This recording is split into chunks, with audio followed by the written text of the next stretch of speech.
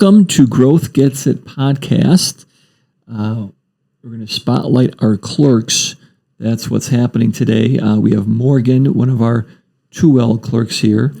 We start the podcast like we start our deposition, so please say your name and spell your last name for the record. Well, Morgan Brown, Brown, just like the color. Brown could be with the E? Could be. It could be, well, that'd be like Ryan Braun, Braun. That's not really spelled or pronounced the same way, but you just never know. So that's why we have you spell it for the record. All right. Yeah. You're wrapping up your summer clerkship here. Yes. You are a Marquette law student, 2L. Yes. Almost halfway through your law school career. Very exciting. Yes. All right. I know you've done a lot of. We've pulled you in many directions here at the firm. I know that you're right outside my office, so I probably pulled you in many directions, and I apologize for all the different ways that I pulled you, all the different projects that are kind of random. Okay, but we're going to start by you asking me questions that I guess either you've written or somebody's written for you. So you can go ahead and we'll try to keep this in line. I have a tendency to talk too much, so we'll have somebody just yell at me or throw things at me. If you see that outside of the camera, something getting thrown at me, you know that I'm talking too much, and then we can stop and go on our way. But what questions do you have for me? I think my first question for you is just what inspired you to be a personal injury attorney? What inspired me? I wrote an article about this once. It was probably like 20 years ago now.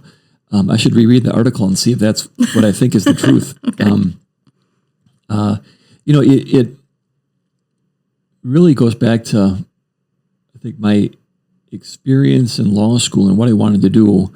I wanted to do litigation, and I had the opportunity to clerk for a personal injury firm in law school, and I thought it was fascinating, and it was lots of fun. There was a lot of variety, and because of that kind of set me on the road to where I am now. And then after law school, I worked for a small general practice law firm here in Wisconsin, doing all kinds of stuff from collections work to eviction to drafting contracts and sitting in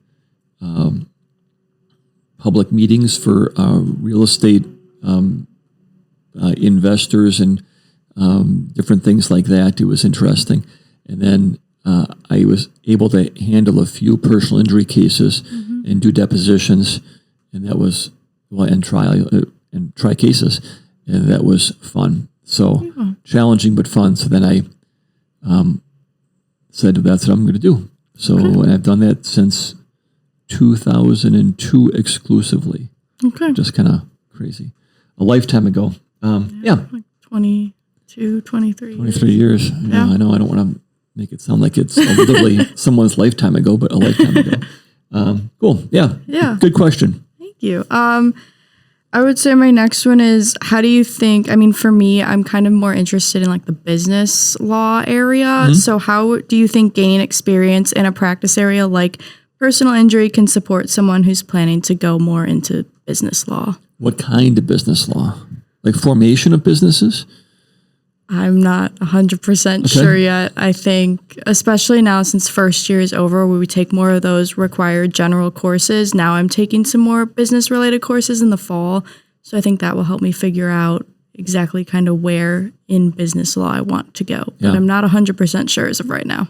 Well, I think in general,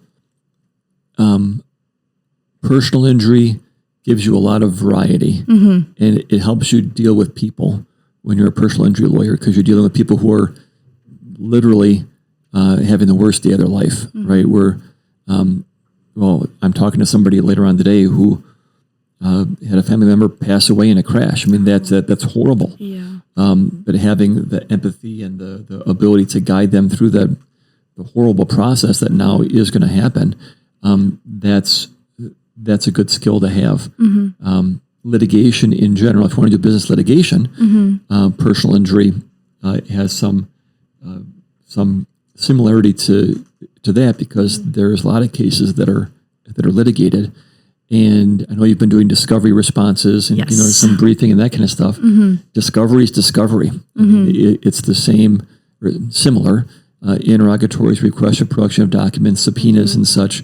They're the same in Wisconsin if you're suing an insurance company for a car crash or if you're suing Harley Davidson because they didn't deliver a widget or whatever. I don't know what they do.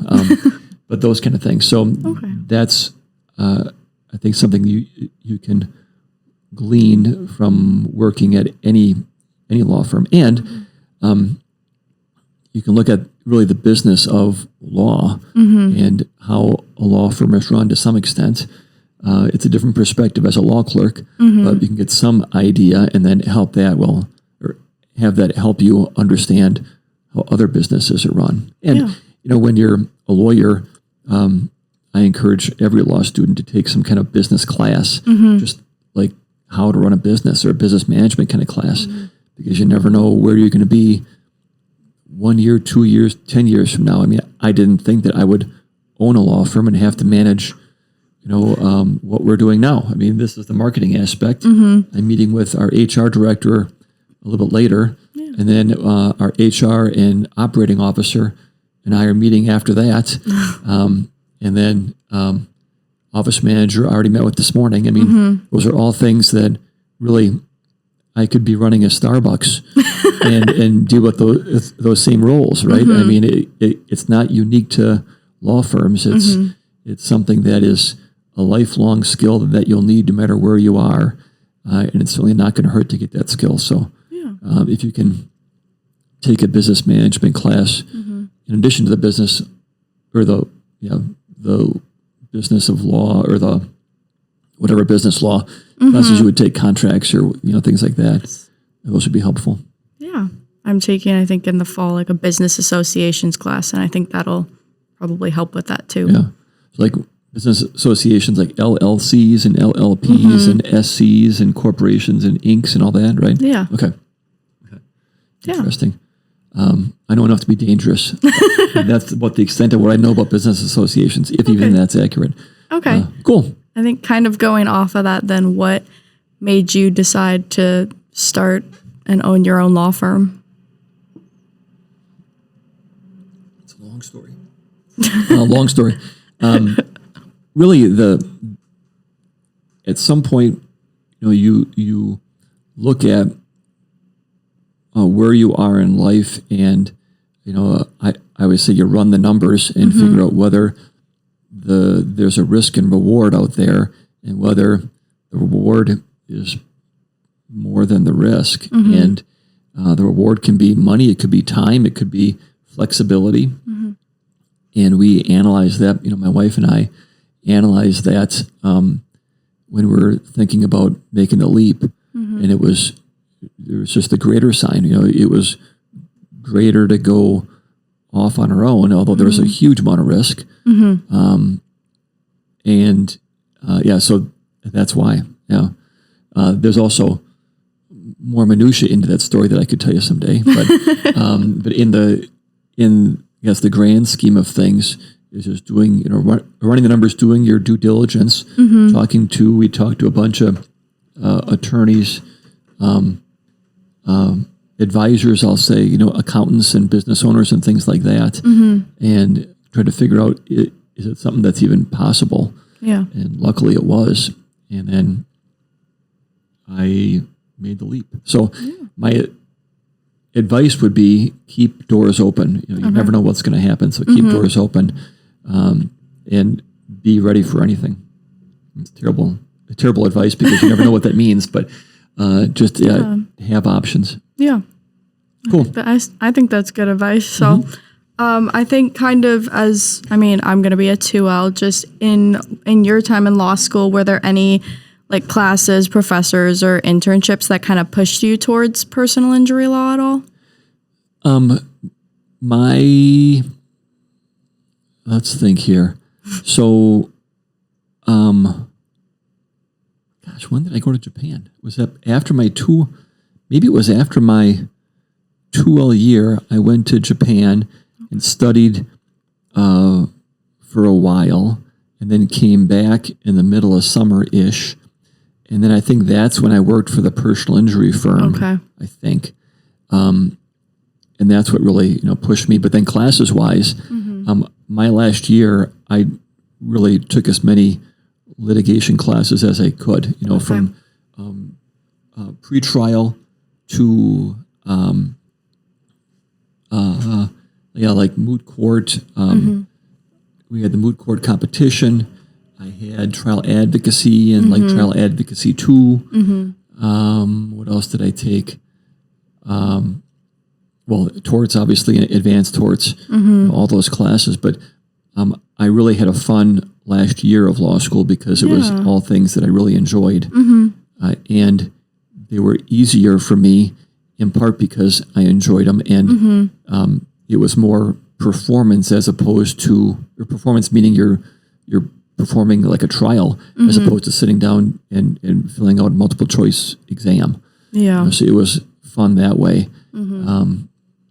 So I think those were the things that helped me to understand what I wanted to do, and then gave me that additional skill that gave me the confidence to go and do what I initially did at the first firm that I worked for. I mean, I think in my diploma's downstairs, but I think I graduated May 22nd. You graduate and then you're admitted to the bar, and I think it was the Eastern District swearing in was Monday, something like that. Yeah. And then on Tuesday I was taking a deposition. Oh wow! So starting right away. I had that luck that I was able to clerk for a firm that trusted me to really sit down on day one and do real legal work. Just kind of crazy. Yeah, that's a great experience though to be able to start. Yeah. I think another question, like, what would you say to a law student who isn't 100% sure about their future practice area? Like, how can they still make the most out of their clerkship? Well, it goes back to being a lifelong learner. Just get as much knowledge as you can from as many different people as you can. So, sit down, take lawyers out to, not take them out to lunch, but ask them to go to lunch, and hopefully they'll buy, or coffee, or just stop by and see if you can get some knowledge out of each person, because everybody has a different background, and other law clerks or other lawyers have other experience with other law clerks and their own personal experience as to where they came from and how they ended up into that practice. So doing that, and reach out to your professors and make contacts with other lawyers in the area and see what they say. I know the Wisconsin Bar has like a mentor program too. You can talk to other lawyers that are, certainly willing. And I think I said this in a different podcast, that lawyers will always be willing to talk about themselves. So that's a pretty easy question to ask. Hey, do you want to go and have me ask you questions about you? Well, yes, I'd love to talk about myself for however long. So those things I think are important to go and ask people, and don't be afraid to ask for help, because there's more kindness in the world than there is not. And the Milwaukee community, certainly the legal community, is very small. So if you get into that community, you're going to make connections and make find a way to figure out your path, I think, pretty quickly, which is good. Yeah. Cool. Yeah. Next. I think my last kind of question that I have is, I know you've also mentioned like advice about keeping doors open and having opportunities, but if there's like, what is, I guess, another piece of advice that you would give to law students or future law students just about going into law school and the practice of law? Well, I already said take a business class. That's important. Okay. Experience. I think experience is greater than grades. And grades are certainly important if you want to do certain things in life. But being number one in your class, or not being number one in your class, doesn't mean that you're going to be a failure as a lawyer. There's, it's interesting now to look back and see where all my classmates have gone, where they are. some have passed, some are in prison. It's like, wow. Yeah. Some are big name lawyers at huge firms. Some are literally making history, which is fascinating. Yeah. But don't give up. There's always the potential out there, and don't give up on yourself, because you can pivot pretty quickly, and that's really the benefit of a law degree. Is you can pivot from being a personal injury lawyer to go and do something else pretty darn quick. I mean, I know somebody who didn't work here, but who was a defense attorney who I worked with a lot for a number of years, went from being a personal injury defense attorney to being an in-house attorney at a major corporation, and now general counsel of that corporation. Wow. It's like, how did that pivot happen? How do you go from defending, let's say, Progressive Insurance for a rear end whiplash case to now advising a major corporation, being their go-to attorney? It's like, wow, that's awesome. But you got the law degree, and you were willing to learn, obviously, and advance to that level. So I think going back to lifelong learning, I think is really important. Yeah. Read lots of books. Okay. It's good. Podcasts. Listen to books. Okay. There we go. Okay. Cool. Those were pretty much all of my questions. I have questions for you. Okay. Now we're going to turn the tables. All right. Well, no, I'm not going to ask you those questions, because now I'm going to get in trouble because we're already past our time. Okay, so you're thinking about the legal world from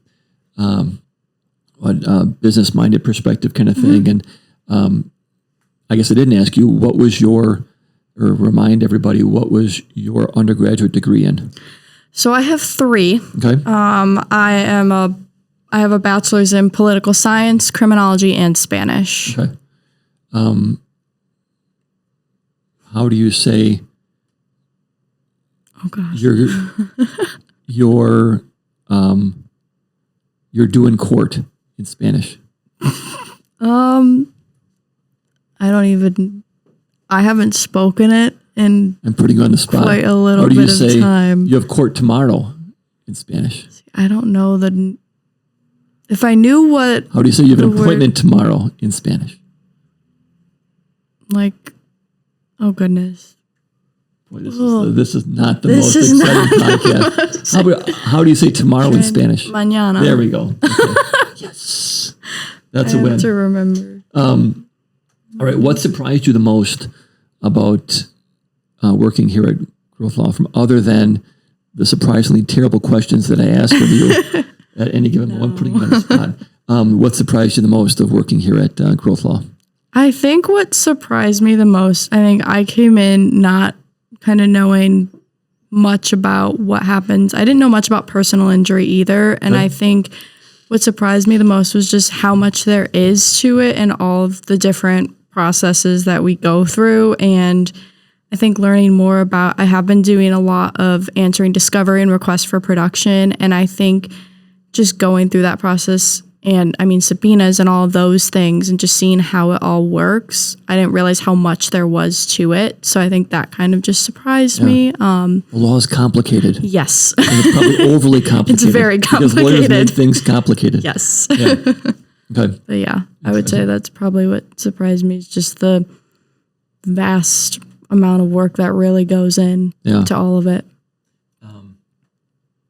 You can appreciate the difference in what, well, you appreciate the reality and the difference in what you see on TV and what you're taught in theory to the nuts and bolts. Yes. Right? I think that's a big difference.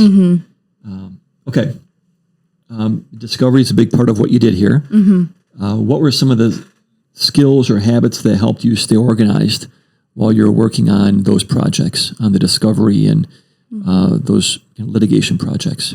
I think a big thing for me was also just never being afraid to ask for help, because I think the first time I started answering, I had no idea how to answer it first, but I was given the tools and resources that would be supplemental and help me. And if I had any questions, I could literally just pop over and ask them. And I think just being very welcomed was super helpful. Trying to think if there's anything else. I think I'm just a pretty organized person. I make my to-do lists like every day with the tasks and assignments I need to complete. So I think that just, keeping those deadlines in mind as well and just making sure things would get done. And I would also ask Olivia, 'cause she sits right next to me, and see if she had answered that question before or anything of that sort, since we've both been working on them but have had to answer different questions. So if she answered, she would tell me, oh, this is how you answer it, or vice versa. So I think that was really helpful too. Cool. And going on that, so time management is important. Yes. Yes, obviously with all these projects that you were given, and we kind of threw lots at you. Mm-hmm. So how did that time management organization help you through the summer, and what tools did you use here at Groth Law to help you with that time management organization? Mm-hmm. I think for me, I love having a planner. I love being organized. So I pride myself kind of on being a more organized individual. And I think that definitely helped coming into this summer. I would make a to-do list and I would put when things were due. I learned in law school too that you might think an assignment will take 2 hours, but it could take 3 or 4. You never know. And so I kind of would make sure that I looked at the assignment, thought of kind of how much time it would take, but then kind of gave myself like a 30-minute to an hour kind of cushion just in case it took longer than needed. And I think that was extremely helpful, just kind of looking at my day, looking at what meetings I had or anything of that sort, and kind of planning out, okay, by lunch, I would like these assignments done. I can get them done by that time. Or if something would take longer, I would do that more in the afternoon to the end of the day and give myself a longer time. So I think just looking at the assignments and tasks that I had and kind of mapping out my day right when I come in has been extremely helpful. Yeah. Good. So you're planning ahead, and then figuring out what you can do in the time allotted. Yes. Executing. Awesome. Yes. Awesome. Okay. All right. So let's do an analysis here. So you're reviewing a case file, and something looks not quite right. Something might be missing, or timeline doesn't quite match. What's your first step? I think my first step for me, I would look through the file and see what we have and what could possibly be missing. I think then I would either talk to like the attorney or paralegal that's working on that case too, and just say, hey, I was kind of looking through, this doesn't look, there might be something missing, kind of go off of and see what they have, because that could have just been placed in a different folder, different tab. So maybe they'll be like, oh no, it was actually here. But I think just talking to the attorney or paralegal and asking questions and kind of going from there, because then they might say, oh, then we need to obtain this document or look at the timeline and go over it. So I think just starting by talking to the attorney or paralegal. And I'll give you a hint as the answer to our case management system. You can search and use AI to help analyze and ask those questions in there, which I think is fascinating. So that goes to my next question. Okay. How do you feel about LLMs and AI? Because this has really come around, really since you started law school to now, has been the rise of the machines. So what do you think about that as it relates to helping with being a lawyer?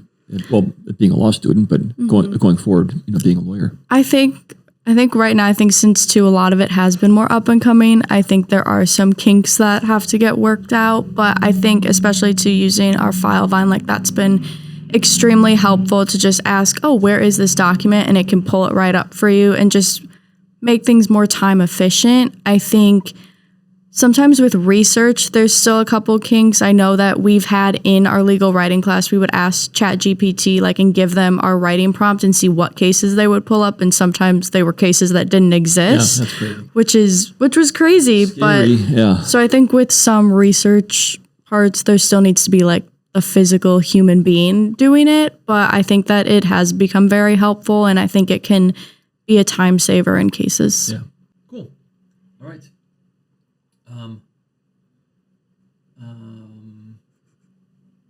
Okay, I don't understand this question. What's your favorite color-coded school hack that actually worked?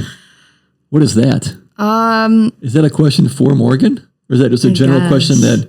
I mean, I think if any color-coded school hacked, I would have certain colors when I would be briefing cases, highlighting like facts, the reasoning, the holding, their analysis, things like that. That definitely helps. You do you have like different color-coded, like yes, blue highlighter versus yellow or orange or whatever? Okay. Yes. So I think that just helped to make sure that then when I would put it into my brief template that I had found everything and realized what it was. And I think too, if you get cold called on it, you have your brief, but you also have the book. I would have the case pulled up in the book. And if they'd be like, what are the facts? It'd be like, okay, yellow. They're right there. So it was definitely helpful. What do the colors mean to you? What's yellow? Facts. What's blue? Blue, I would do reasoning. Okay. Green would be holding. Okay. I think, I'm trying to think what else I put. Do you have like a rule? Rule would be more pink because I think a lot of times professors would ask what the rule is. So I would put that in a very distinct color. Okay. I'm trying to think what else I would put. We didn't do as much with the procedural history, but I would throw that in there and use kind of like a purpley color for that, just in case they asked about it. But man, okay. Yeah. I have a hard time remembering which colors are which. I guess once you do it once in a while. Yes. After doing it for a couple of weeks, it definitely became more easy to do. So you're not going to be standing up answering a question and not know what the answer is because you did your work. Good job. You weren't like some people who were caught off guard because they didn't do their work. Rightfully so, when we're embarrassed for a long time. I wouldn't know who those people are. But yeah. Okay. If you launched a law firm tomorrow, who would your first hire be? If you had... Well, you have to have the money for it. Yeah. Her first hire was no one because it was me. But if you had it, I would probably some kind of office manager, some individual in that capacity just to help kind of start running things. And since if they have like a background doing management and things like that, that might be extremely beneficial, and probably someone in accounting as well, just to be looking at the financial aspect of it. Yeah. But I think those would probably be my first two. Manage your trust account. Yes. That's like gold and the golden book. You have to make sure that it is right, because if it's wrong, you are in big trouble. Okay. Yes. What's something non-law related that's helped you in law school? I think for me, I was a competitive figure skater for most of my life. Yes. Where are you from? Barrington, Illinois, so the northwest suburbs of Chicago. Competitive figure skater. So my wife's best friend has always been a figure skater. Oh. And is a figure skating coach. Okay. And goes all over, the nation. Her daughter goes to school, and that school has a figure skating team. Oh, nice. There's an attorney in town who, I'm not going to say his name, but this is years ago. We were at the Harp after work on the river, and he came over, and we were with my wife and her best friend. We were talking, and he came over, and he started talking about how he was a figure skater. Oh, cool. And I would never, I just remember that distinctly because I would never have guessed that he was a figure skater. I mean, he's like a big time lawyer now. Okay. Well, even then he was a big time lawyer. But you just never know who is a figure skater. So cool. Well, all right. Let's talk about that some more off the record here. But with that, I think in college, in my undergrad experience, I kind of stepped back from it because I didn't have a lot of time. But I think I've started picking it back up since going into law school. And I think just taking an hour and clearing my mind of everything law school and just going out on the ice and skating just has helped me decompress. And I think it's just a nice mental break because law school can be a lot and it can be very overwhelming. So I think having just that break, and I would go once every so often. It wasn't every week, every day, but just when I was like, I feel like I could go skate for a little bit and kind of just take my mind off of school. And that definitely, I think, helped de-stress a little bit. Cool. Would you go to the Pettit? Or where Yes, would you, Pettit? Okay. Pettit. Awesome. Cool. All right.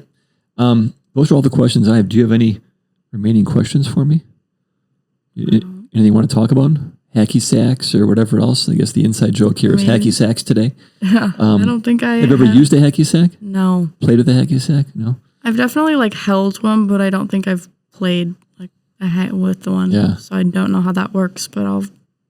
Because I think the inside joke here at Groth Law is that the clerks, I don't think some of you even knew what a hacky sack was. I think I knew what it was. I've seen it. Like my parents have had one before and showed it to me, but I don't know if everyone else knew. I can't speak for the other clerks. Yeah. Anyway, all right. Thank you very much. Thanks for everything that you've done this past summer. Curiosity, organization, attention to detail. So thank you for all that. I know that our litigation team certainly thanks you for all your help with answering interrogatories, because that can be a pain. I've enjoyed it. All right. Thank you very much. Let's see what comes of your career. We're very excited to see that. And thank you. I think what we're going to hopefully have are a bunch of Law Clerk podcasts that will be out there forever. Okay. So we'll be able to come back 20 years from now and say, oh my gosh, Morgan is the vice president of the United States. At that point will be like the chancellor of the world. Could be. Whatever, you never know. And she started at Groth Law. So great job. Yeah. With that, Groth Gets It. Groth Gets You. And we appreciate you listening. Thanks. Thank you.